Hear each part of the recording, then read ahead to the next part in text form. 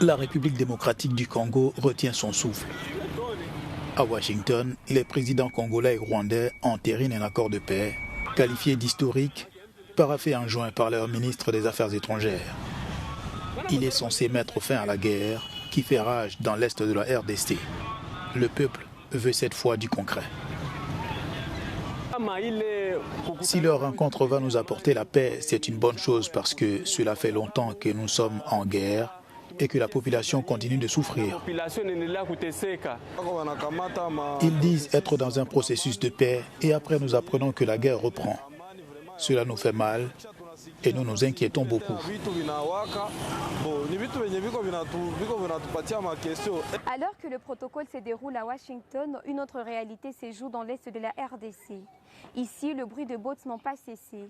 Bien au contraire, les affrontements entre l'armée congolaise et le rebelle de l'F-23 se sont intensifiés depuis mardi.